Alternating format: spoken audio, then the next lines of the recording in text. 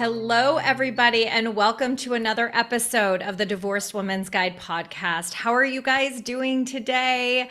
I hope that you're having a fabulous day wherever it is that you guys are. And as a reminder, don't forget to hit subscribe so that you don't miss a single episode that comes out every single week. So I am especially excited that you are here today with me because I am joined and interviewing Jen Riday. Hello, Jen. How are you? I'm great. Thanks for having me. Of course. And I am really excited that you are here today because you guys, we are going to dive into a conversation around the tools that Jen relies on to help her as she is gaining clarity for her next chapter, whether that be in her life or in her business. So before we dive in today, I'm going to share a little bit more about her with you guys. So Jen helps burned out, overwhelmed moms get off the hamster wheel and find balance so they can love their lives again. She is a mom of 6 with a PhD in human development and family studies, and she's also the host of the Vibrant Happy Women podcast. Jen gives women tools that work. That's why she's here today. Tools like the Feel It to Heal It method and the Be Her morning ritual. Jen lives with her family outside of Madison, Wisconsin, and in her free time, she loves hiking, yoga, and my favorite, napping. Yes. I love that you admit that. So, Jen, do me a favor and share with our audience today your story. How is it that you came to specialize in and do the work that you do today? Okay. Yes. So after getting my PhD in human development and family studies, I chose to be a stay-at-home mom. And over the years, I had 6 kids who are now ages 21 down to 8. And there was a time in there after we had 5 kids. By the way, I was the type of mom who wanted to do it perfectly. So I baked bread. I would throw really amazing birthday parties. I once made a SpongeBob birthday cake that my kids still beg me to make something as good as that today. I'm like, nah. um, but after 5 kids, there was this point where on Christmas Day, I had a miscarriage and we had to drive an hour to the nearest hospital that dealt with pregnancy. We were visiting my parents and we had a huge fight that day, just huge. And, you know, I had a story like what kind of a guy my husband would fight with a pregnant woman who's having a miscarriage. But, we both played into that fight. But the pain of that moment, thinking, hey, we're having this huge fight and I'm having a miscarriage and it's Christmas Day, all the rest of the pain from my life of giving everything to my kids, not connecting emotionally with my husband, everything else that had gone wrong, it just kind of came to the fore and all the pain, I felt it all at once. And, after the time at the hospital that day, we drove back to my parents and I was silent, but inside I'm just feeling all this pain from my life that wasn't aligned. And that pain enabled me to say, I think I had to have the pain to be able to have this pivot point where I said, that's it. I'm going to be happy no matter what. And that was just like a decision point that came after the pain. And I think we've all been there. And so I started going to yoga. I started to tell my husband, I'm not going to be home these 2 nights this week. Oh, by the way, I'm not cooking. You can. I just started taking care of myself for the first time ever. Luckily, he responded really well. I think he was tired of me being miserable and exhausted. And so he started cooking and he does all our cooking now. So Amazing. these changes can really pay off. A few more years down the road after my 6th child was born, she was 18 months. I was in a yoga class. All this time I'm taking pretty good care of myself. And I'm thinking, what's next? What's my big girl job going to be? I'm still married to my husband at this time, and I actually still am today, but it hasn't been easy always. And I'll talk about that. In that yoga class, in the last posture or, pose of the night called Shavasana, I asked that question again. Well, my daughter's 18 months. I don't want to be a stay-at-home mom forever. What's my big girl job going to be? And for some reason, I kind of had this intuitive thought pop in my head. You need to become a life coach. I was like, wow, okay. I went home and Googled it, 6 months later, I was certified. And since that time, I've kind of combined everything I learned with my PhD in human development and family studies, my coach certification, and my experience as a mom, helping other women step away from all the weight and the burdens and the lack of clarity that are putting them in a life of pain, learning the healthy boundaries, figuring out what they want, creating a vision for the future that actually pulls them toward it, helping them no longer just tread water like we do in the deep end of the pool, but actually getting out and figuring out where we want to go. So that's why I love what you do in your work. A lot of women get to that point of pain and they see that their spouse has contributed to their pain significantly, and they choose to end those relationships. And what a beautiful place to be in, to get to say, hey, I have this whole second half of my life ahead of me. Oftentimes, what do I want? How do I want to feel? Who do I want to be? What is my identity in this new phase? I think it's such an opportunity, those next steps. So I'm super excited to be here and talk about it. That's part of my Yeah. story.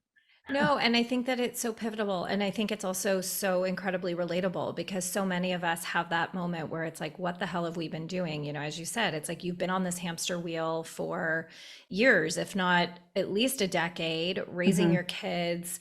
And I think that I know that one of the hardest parts for a lot of the women that I talk to is that they don't know, right? They have no idea what they want to do for, the next phase of their life.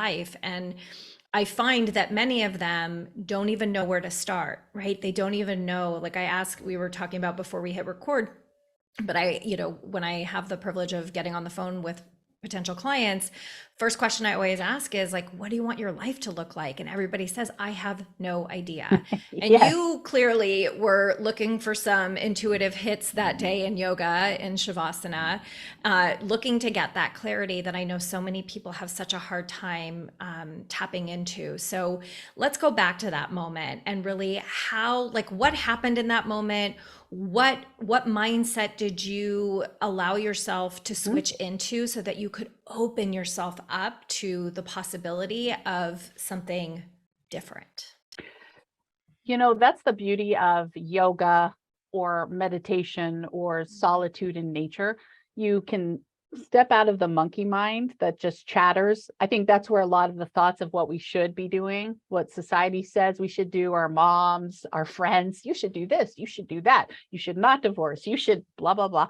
You step out of that and you just get centered in the body. And that's what I'd done for an hour in that yoga class. I'd been breathing.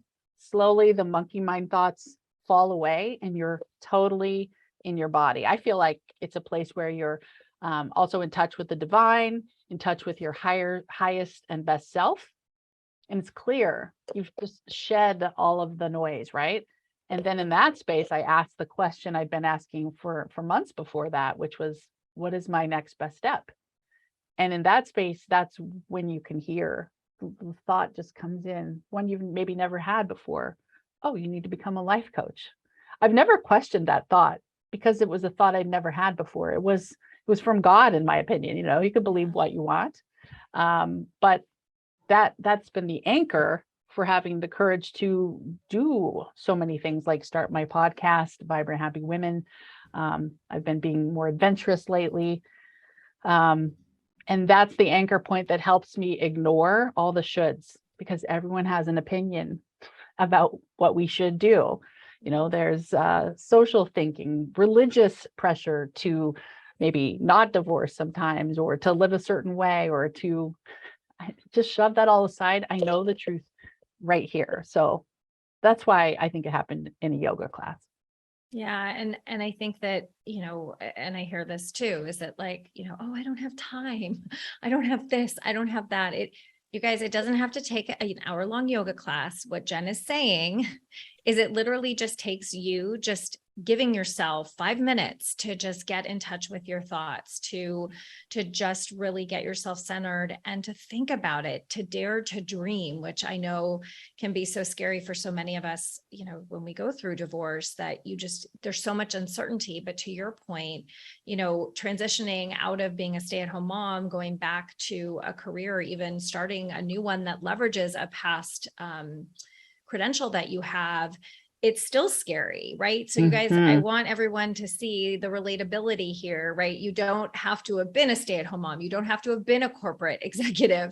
It doesn't matter. The way that you've been accustomed to being, living, working, any shift is going to require that mindfulness practice, which is what I would say it is. So keep going. So what is so after you kind of get this clarity, right? You got this hit of like, I should become a life coach. And it's like, okay, now what?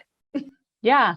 So I became certified and started my podcast. And you mentioned fear. Those were super scary. Like, who am I? This frumpy mom of 6 who doesn't have a perfect family life at all. We have a lot of mental health challenges in our family that came through both sets of parents' genes, my husband's side and mine.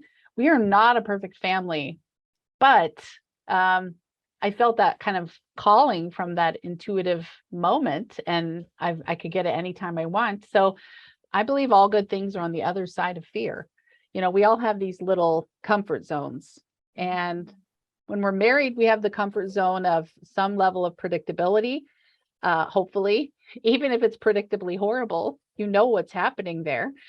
Every time we do something that scares us, we expand that comfort zone. And it's so interesting to know that in the brain, our brains release dopamine, which is a feel-good hormone, and adrenaline, which is that kind of the hormone that gives us that clarity and focus, that where everything seems clear, kind of being in the zone, and endorphins, which eliminate physical and emotional pain, come out when we face a fear.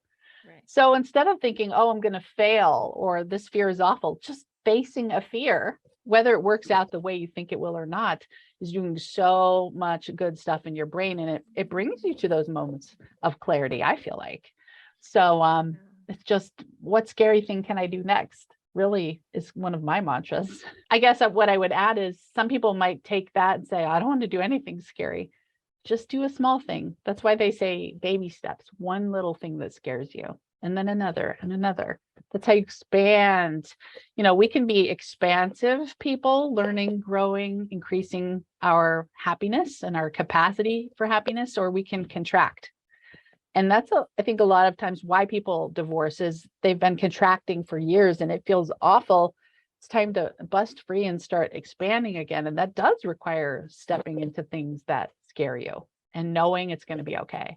So, yeah. Yeah, I couldn't agree more. I mean, it was terrifying leaving my corporate job. It was terrifying starting my own business.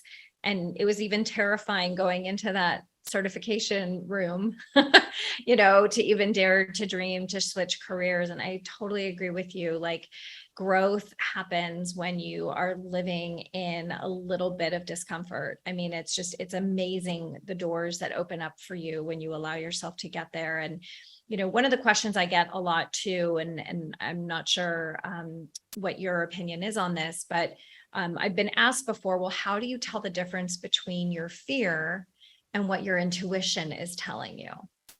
Yeah. Okay. So fear mixed with excitement for me, like that would be fun, but that's so scary. I could never, but oh, wouldn't that be cool? That's that intuitive voice, where the contrast of where it feels empty and dark and like danger, no excitement, just like, or even confusing. I think that's your intuition saying that's a no. So I believe fear is actually a part of the yes. If it's empty and danger and like contracted, that's a no. Both intuitive, really. That's how I look at it. Yeah, no. And I appreciate your perspective. I'm always curious because I know that so many people are like, well, how do I tell the difference? And what if I'm making a mistake? And it's like, boom, they're like, as you say, on the hamster wheel of the what if, right? The shoulds and the what if game. So once people get a little bit of clarity, okay, so now I know that this is going to have growth on the other side of it. then what do they do to take that next step? Oh, well, gosh. Are you talking about in terms of like divorcing or any big decision? Just any big decision, right? How do you get clarity for next steps? So you get clarity around you kind of, eliminate the limiting belief, right? That self-talk, clarify that it is indeed your higher conscious self, or your higher self, excuse Mhm. me, your subconscious, your higher self speaking to you, telling you that this is what you get to do. You hear it, you take it in, you say, okay, I'm going to do it. And then what? Because Yeah, taking that leap is so scary, as you it know. it is. You just take an action. Maybe it's making a phone call to talk to an expert of something or a lawyer or a friend.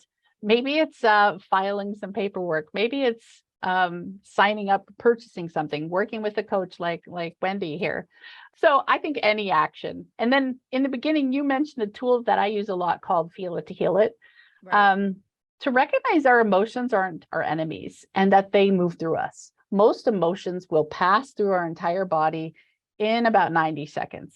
Yeah. Sometimes when we've got a big threat going on in our lives, it takes longer, 20 minutes, upwards.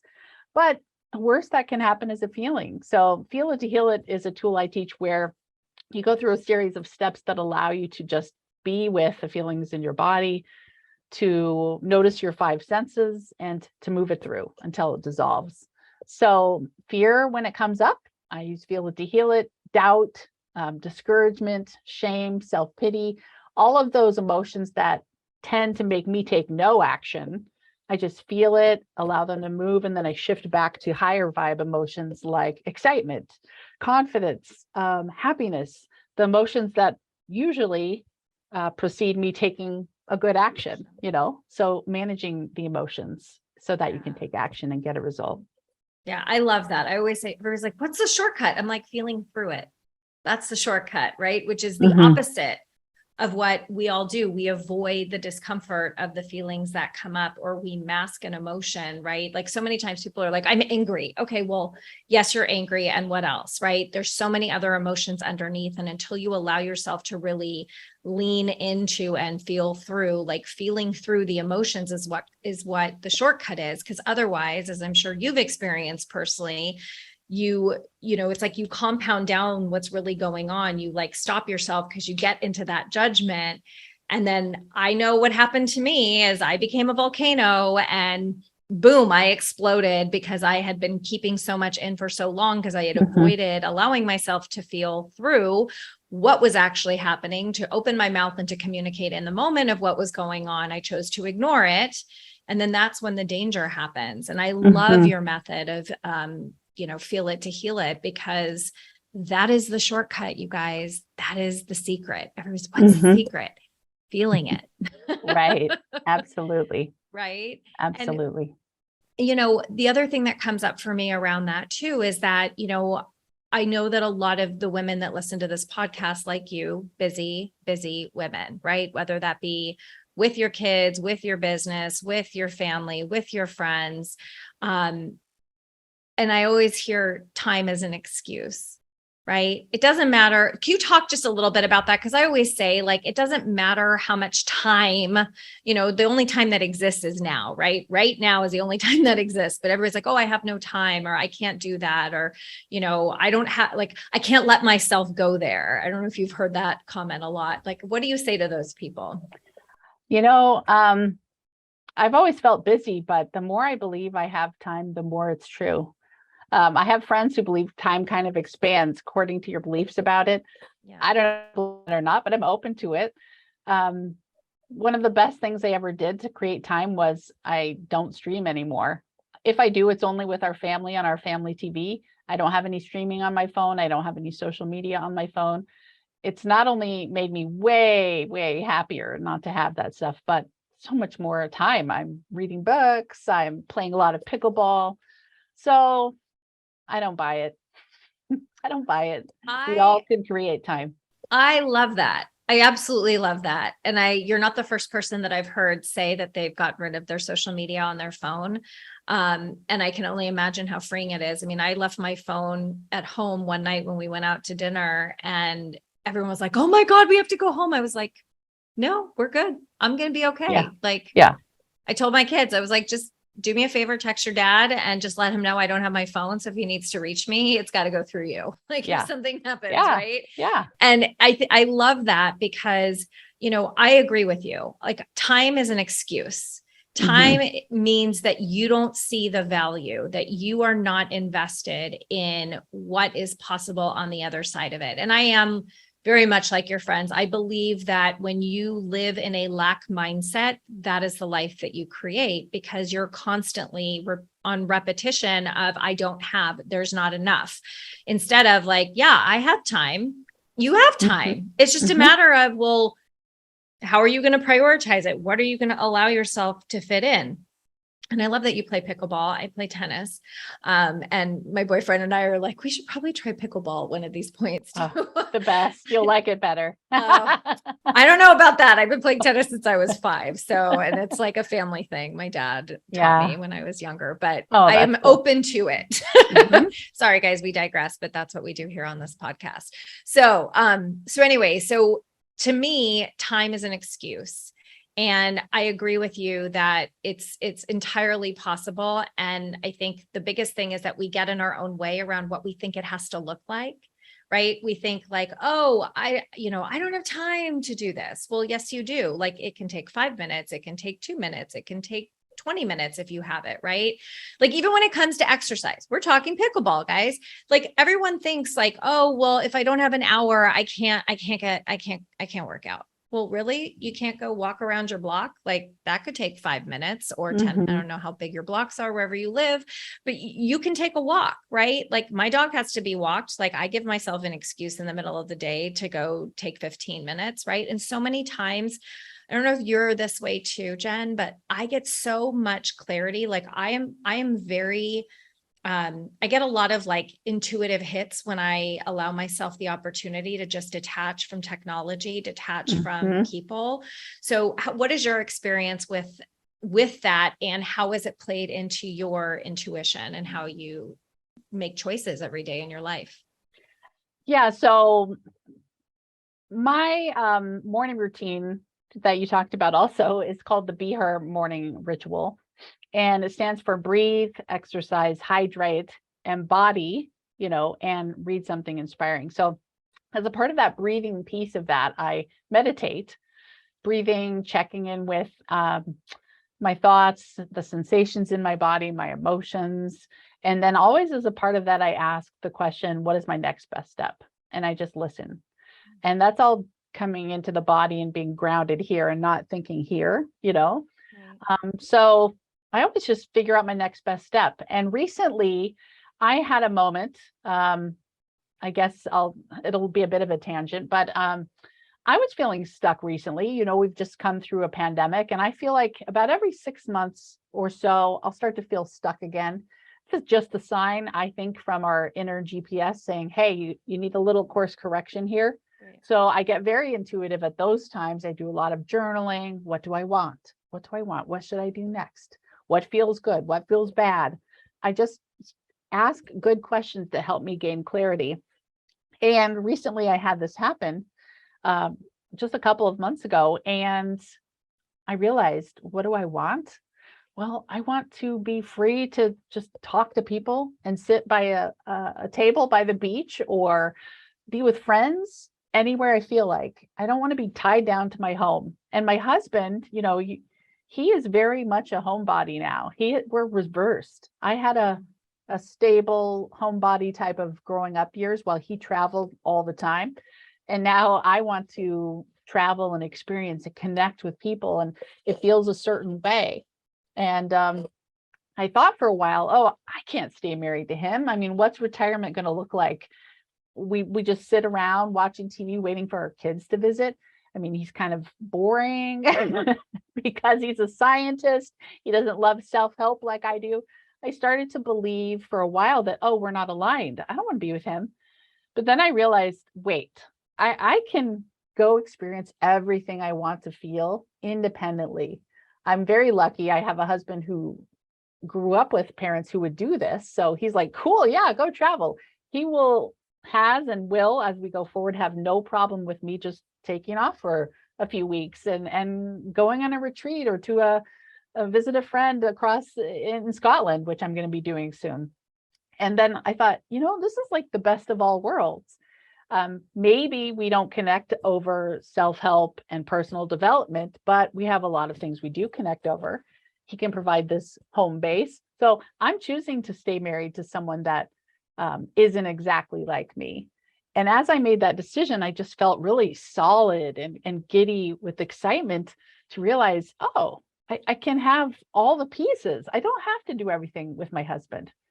And another kind of side piece of wisdom with that, someone recently told me, they were saying, my husband's nothing like me. He doesn't want to grow. He does this, I do that. And I said, in my experience, I've come to see that my husband not being like me might have been exactly what I needed.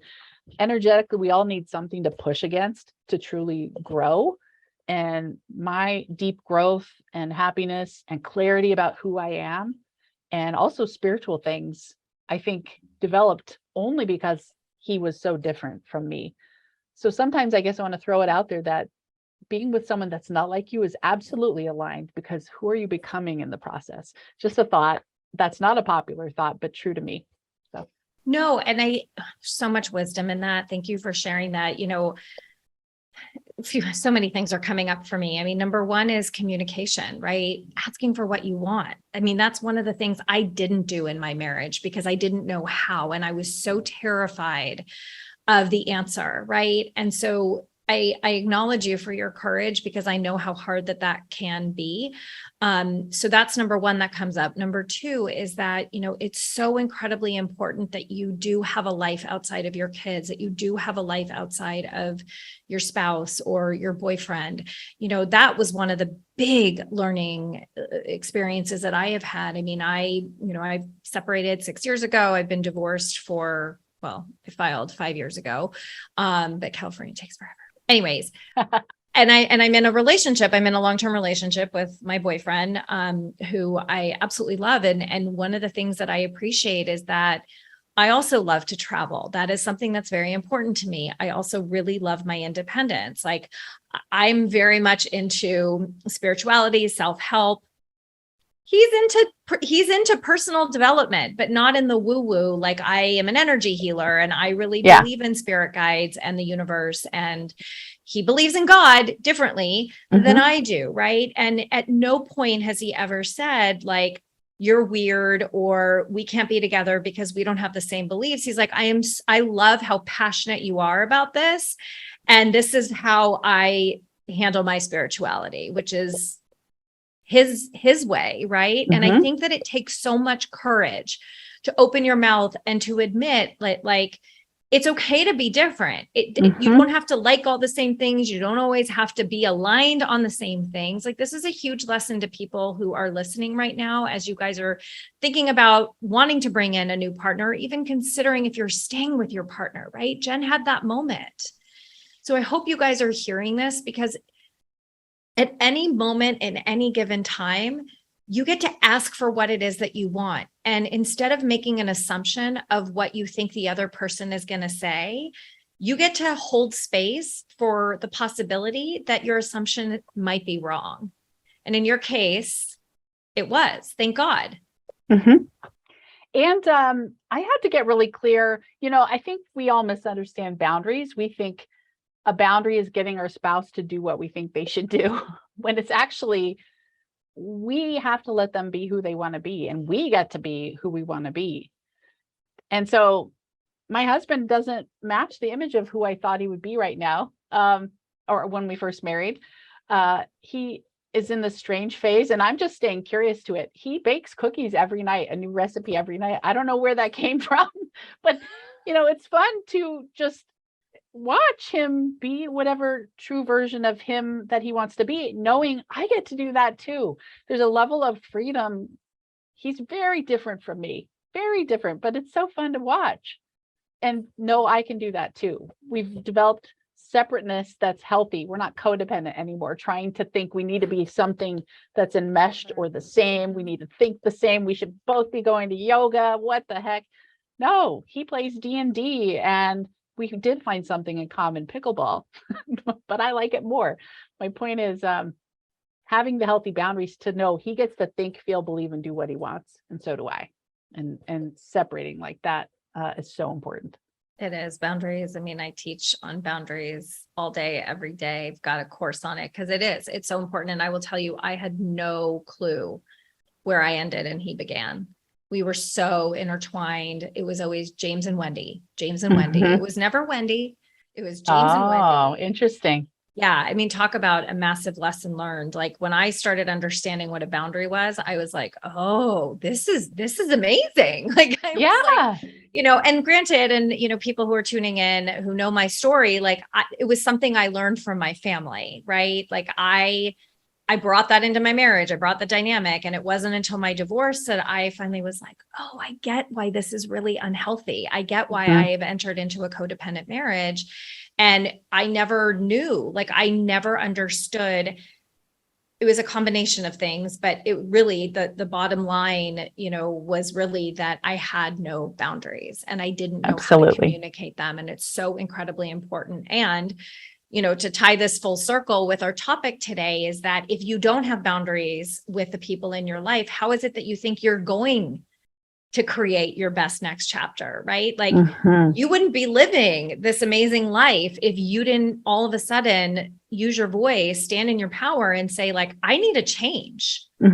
Right. And in order for me to have a change, this is what I need. And you get to respect that this is what I need. Right. And boundaries bring us closer together, not pushing us farther apart. So true. And you mentioned you were James and Wendy. You had to figure out what you liked. You mentioned so many women don't know what they want. You have to learn to be able to answer that question. What would make today great? What do I want today? Oh, I want to lie in the sun and just say it's okay to feel amazing. How happy are you willing to let yourself feel becomes a really cool question. How happy are you willing to feel? So you separated from James and now here you are. You know that you're an energy healer and you're doing your work and you change careers, and I'm sure that just keeps expanding that happiness. So I love. You're all lucky listening to this podcast to have Wendy as an example. Oh, thank you. Well, the same with you, my dear. Oh, and now you just expanded me. You're another universe sending me a sign that I need to start pickleball. So that's the lesson I'm taking from our interviews. Okay, good. Jen, as we wrap, what is something that you just want to leave our audience with today? If there's one thing that they're going to get out of our conversation today, what do you want them to walk away with? I feel like sharing, this kind of surprises me, but your happiness is the greatest gift you can give your loved ones. It's not clinging to something that should be a certain way, whatever that is for you. Sometimes stepping into the unknown unlocks a level of happiness that is the greatest gift, because our kids grow up to have a baseline happiness level that matches the one they were raised with. So if you can do the things that make you feel alive, like you're truly living and vibrant and happy, it's the greatest gift. It's not selfish. It's everything you need to be and share with the world. So beautiful. So true. I love that you said that. I really do. I think that encompasses everything. Jen, thank you for being here. How can people find you and follow you? Yeah, subscribe to the Vibrant Happy Women podcast, and I'm at jenriday.com. And that's RADAY. Everything is in the show notes, you guys. Jen, thank you so much for being here today. I really, truly loved I feel like we could have another podcast on boundaries, self-love. This was great. It was great. Thank you so much for being here and being my guest today. Thanks, Wendy. Of course. And everybody tuning in, what a great episode. Oh my gosh. I feel so fired up based on our conversation today. And as you guys know, with every single episode, my goal is to help you navigate wherever it is that you are in your process and to give you that nugget that is going to put you in momentum and moving forward in your healing and recovery process. Thank you so much for joining us today. Don't forget to also check out and join my private Facebook group, The Divorce Rehab. Follow me on Instagram, TikTok, Facebook. My handle's Divorce Rehab with Wendy. Sending you all so much love, light, and joy as always. Mwah.